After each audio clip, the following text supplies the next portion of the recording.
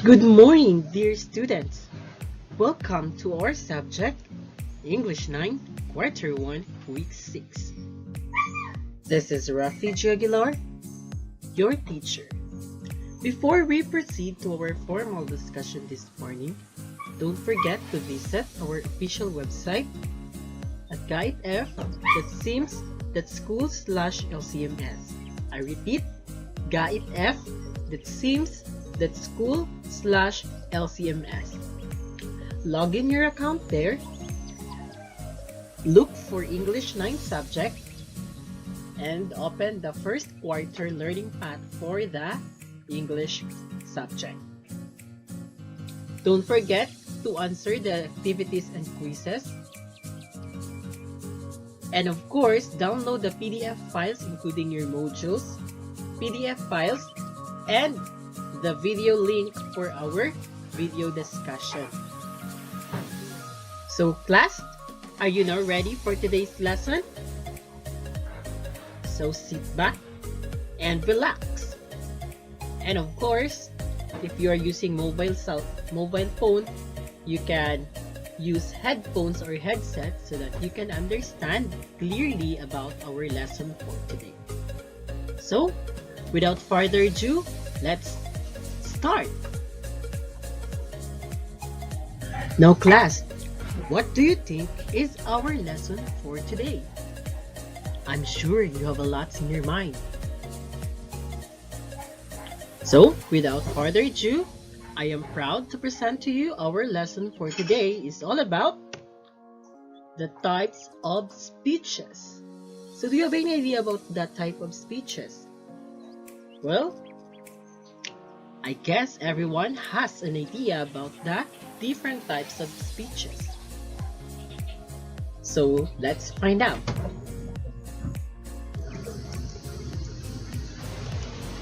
Our learning objectives for that lesson types of speeches are the following.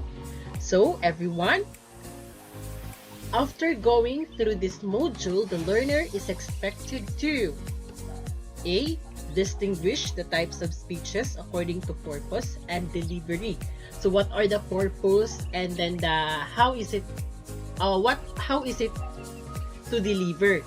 No? So these are the things that we are going to know when we are discussing the types of speeches. So we have to distinguish the different types, what are the types of speeches, and of course, according to their purpose or their use, and of course, the delivery on how they are going to deliver. How are we going to deliver the speech?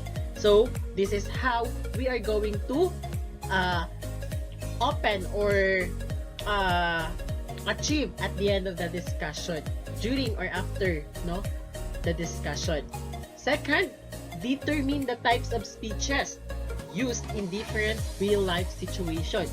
So how are we going to use the speeches in reality? No, how we apply this in the real-world situations. And distinguish the types of speech styles. So we are going to distinguish the different types of speech. So what are the different types of speech? And identify the social situations in which each speech is appropriate to use. And last but not the least, observe the appropriate language forms in using a particular speech style.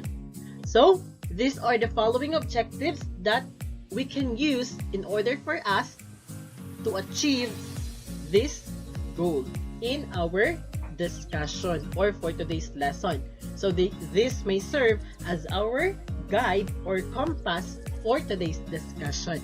Now let's begin the formal discussion. So what is speech? How do you define speech in your own words?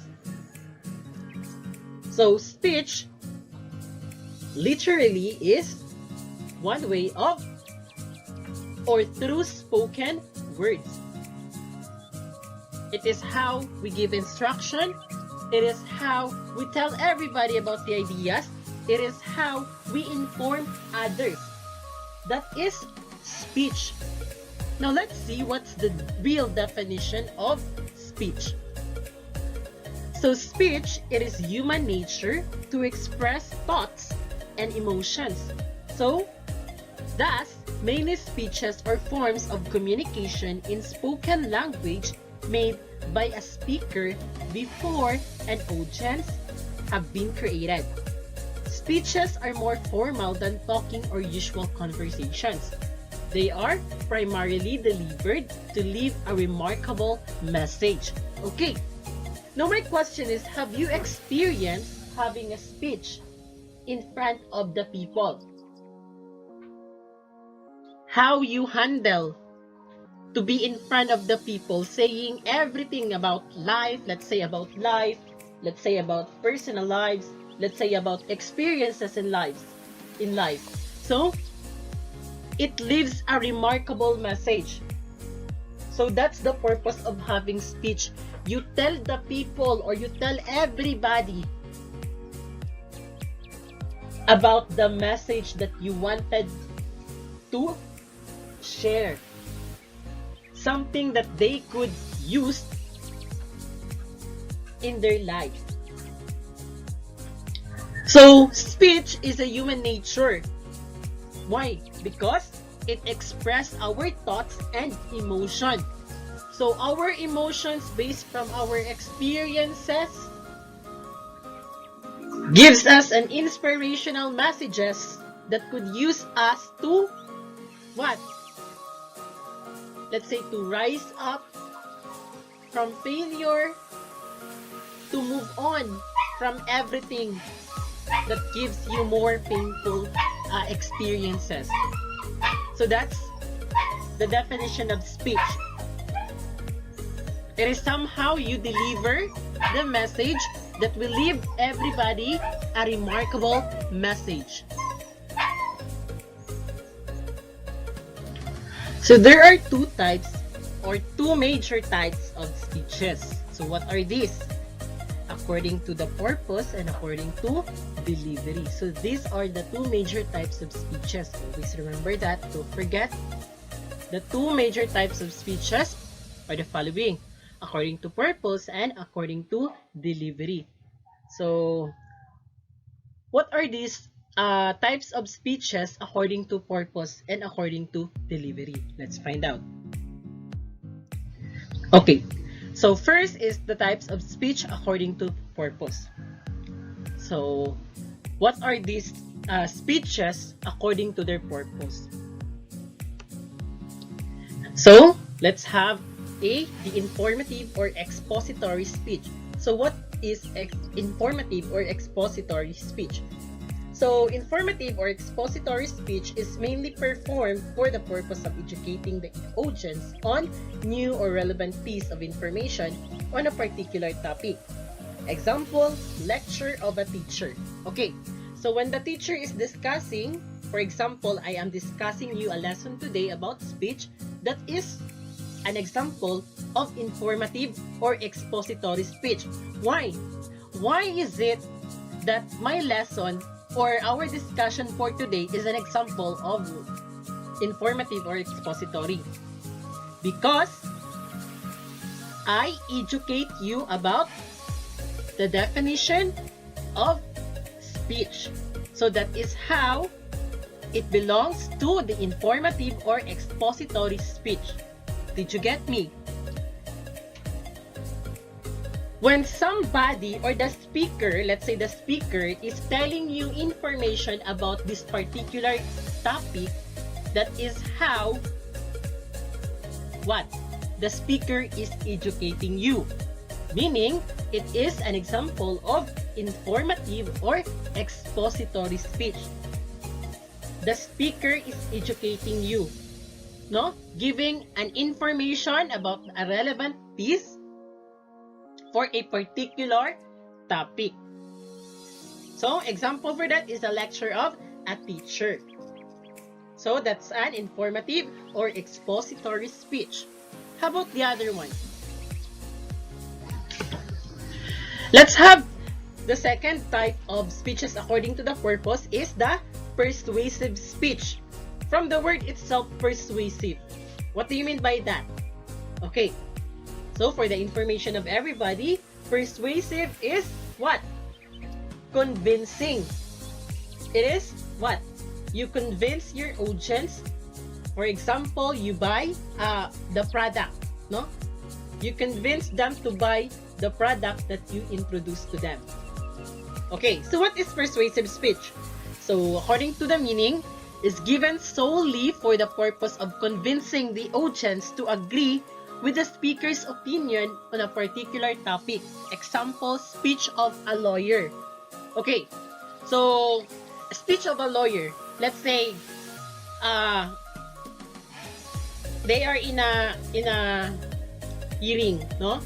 So of course that's one the lawyer having her speech or his speech in order to convince the judge that the person he is in charge is what? Innocent. So the lawyer will speech everything, the statements to make them believe or convince that his client is innocent. So that is an example of persuasive speech. Another example of persuasive speech is when you are having a business, like you are selling products. For example, you are selling soap. Now, in order for you, for your audience to buy, you have to convince them to buy. So how do you convince them? Through a persuasive speech. But how? Of course, you will present a proof of evidence that this product is very effective. So you have to do sales talk and everything and make them believe that your product is effective. So that is an example of persuasive speech. You are convincing your audience. Now let's have the entertainment speech. For the entertainment speech, from the word itself, entertainment, meaning it gives you joy, no? It gives joy. Entertainment, it entertains you. So what's the purpose of having an entertainment speech? It aims to share laughter and enjoyment to the audience through witty and humorous lines. Example, speech of a comedian. Of course, as usual, a comedian will speech something that will make everyone laugh. So that's an example of entertainment speech. The purpose of this is to let the audience enjoy or laugh by giving them a speech that is full of joy, laughter, and humorous. So that's it. So what are the speech that belongs to the types of speech according to the purpose? So first, we have the informative or expository. So what's the purpose of informative? It gives, it educate the speaker is educating, no? Educating about the particular topic. So example, lecture of a teacher. So that's an example of informative or expository. Now, second is the persuasive. The persuasive speech is somehow you are going to convince your audience. So that is a persuasive. And the entertainment speech is aims for laughter, humorous, witty enjoyment to the audience. So example, speech of a comedian. The second types of speech according to delivery. First is the manuscript speech. So what is this manuscript speech? Manuscript speech is the word-for-word iteration of a written message using visual aids. Example, news anchor with a teleprompter. Okay, so as you can see, when you are watching a certain news, news update or like TV Patrol or 24 Oras, as you've noticed, on their eyes, they are reading a script. So that is called as the manuscript speech. So everything they said is what? Written. And all they need to do is to read it. So that's an example of a manuscript speech. And the second one is the memorized speech. So, what is memorized speech? So, as usual, from the word itself, memorize, meaning they memorize everything. Is the rote recitation of a written message that the speaker has committed to memory. Example, actor's dialogue. Okay, so that's an example of memorized speech, no? The actor's dialogue, when they are having their shooting, no? They memorize their lines. That is an example of a memorized speech. Another one is our former president, Ninoy Aquino, no? When he having his SONA or State of the Nation address, he memorized everything, no, word for word.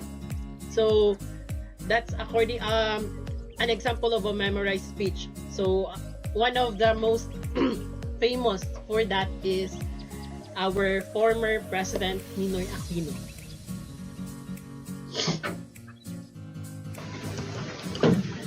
Third is the extemporaneous speech. So what is extemporaneous?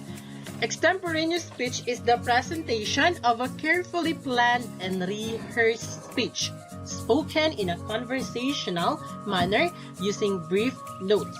Example, a campaign speech before a voting public. So that is an extemporaneous speech. So as you can, as what we observe that our election here in the Philippines is fast approaching. So we can hear a lot of extemporaneous speech from our candidates who will run into president, vice president, senators, and so on and so forth. So we can hear their extemporaneous speech, meaning carefully planned and rehearsed speech. Okay, so that is an example of extemporaneous speech. Now let's move forward to the impronto speech. From the word itself, impronto, meaning it is the presentation of a short message without advanced preparation and is for people knowledgeable about the subject. Example, a doctor's response to the question of a patient. So that is an example of impronto speech, meaning you are knowledgeable enough to answer the different questions of the people. Or, for example, this is not prepared speech. You did not prepare anything about this particular topic. It's impronto, meaning you tell the people directly on what you understand, what are your thoughts, no? So if you're knowledgeable enough on that particular topic, and then you don't have any script, or you did not any write a manuscript, so therefore you are having an impronto speech. So you don't prepare anything. It's on the what? It's on the spot, no? So the context dictates and affects the way people communicate, which results in various speech styles. So according to Joe's 1968, there are 5 speech styles. So what are these 5 speech styles? First, intimate. Second, casual. Third, consultative. Fourth, formal. And last but not the least is the frozen. So each style dictates what appropriate language or vocabulary should be used or observed. So those are the following. Those are the 5 speech styles according to Joe's on the year 1968. Now let's find out what are the meaning of these 5 styles. So first we have the intimate. So the intimate, this style is private, which occurs between or among close family members or individuals. The language used in this style may not be shared in public. So intimate, no? From the word itself, intimate. So it is private, no? The style is private. Second is the casual. The casual, this style is common among peers and friends. So it uses jargon, slang, or the vernacular language are used. That is casual. And third is the consultative. Consultative, this style is the standard one. Professional or mutually acceptable language is a must in this style. Examples of situations are communication between teachers and students, employers and employees, doctors and patients, judge and lawyer, or president and his or her constituents. So that's a consultative. So there are they followed a certain standard. So these are like professionals, no? So they understand each other's. That's consultative. Next, formal. So the formal this style is used for informal settings. Unlike the consultative style, this is one way. Example are sermons by priests and ministers, State of the Nation address of the president, formal speeches or pronouncements by judges. So that's an example. Those are an example of the formal. So this is used in formal. So like the president is having his or her State of the Nation address or SONA, that is formal. Okay, and the fifth is the frozen. So what is frozen? This style is frozen in time and remains unchanged. It mostly occurs in ceremonies, and common examples are the preamble to the Constitution, Lord's Prayer, and allegiance to country of flag. That is frozen. So those are the 5 styles, speech styles according to Joe, no? So I guess that's the end of our discussion this morning. I hope that you've learned today. So class, thank you for having your time with me, and I hope everyone learned something about the lessons that we discussed this morning. So before we end up this discussion, class, don't forget to visit our official website. Don't forget to log in your account there, answer the activities and quizzes, and don't forget to download all the PDF files I've uploaded there. And of course, don't forget to subscribe our YouTube channel so that you will be updated from our upcoming videos on YouTube. So this is Rafi Aguilar, your teacher, saying, God bless everyone and stay safe. Paalam!